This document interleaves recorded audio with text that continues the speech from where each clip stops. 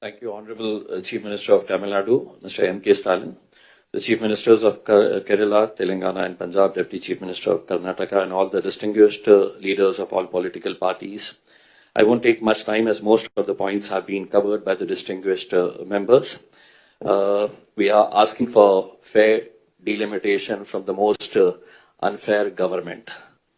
Honorable CM Mr. Stalin, in his introductory speech, quoted the Union Home Minister, Mr. Amit Shah, in one of his speeches. He said that he has assured, in fact, that southern states will not lose seats because of delimitation.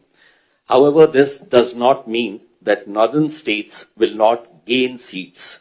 The problem is not that southern states will lose seats, but they will lose an effective voice in the national affairs. Reducing the voice of southern states relative to the more populated states will essentially make the Lok Sabha an Uttar Bharat Lok Sabha than a Bharat Lok Sabha with a nominal voice from southern states. Therefore, if delimitation must happen, it must be on such basis that the relative voice of the low population states is enhanced and the number of their MPs is balanced against the number of seats allocated to high population states. A partisan delimitation increases the democratic deficit and reduces the faith of voters in the democratic system. Our founding fathers viewed electoral democracy as the primary means by which the people of India would control their national destiny. If constituencies are drawn in such a manner that voters favoring a particular party are concentrated in one seat or split across various seats, the consequence is dangerous for India. We have already seen that the number of Muslim MPs in Parliament has been abysmal. There are multiple states where there are either no MPs from minority communities, and this will further come down. That's the threat.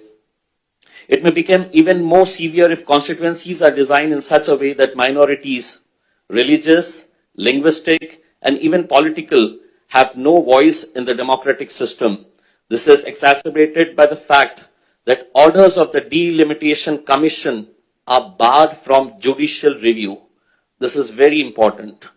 Even if they are subject to limited judiciary scrutiny, Mr. Chief Minister, there is no guarantee that courts would be able to strike down biased delimitation orders. And we all know how judges from high courts and Supreme Courts are being plum posts after their retirements. Even Rajya Sabha seats also being given to them. So not much can be expected if these orders are passed in a biased way. Therefore, safeguards should be incorporated at the procedural level to ensure that such bias is guarded against. In various democratic countries, delimitation exercises are required by law to account for communities of interest and demography when setting boundaries to ensure that political voice of marginalized groups is not marginalized. However, these safeguards are only valuable if the people entrusted with the task of delimitation conduct themselves in a fair and transparent manner. I repeat this to all the members. These safeguards are only valuable if the people entrusted with the task of delimitation conduct themselves in a fair and transparent manner.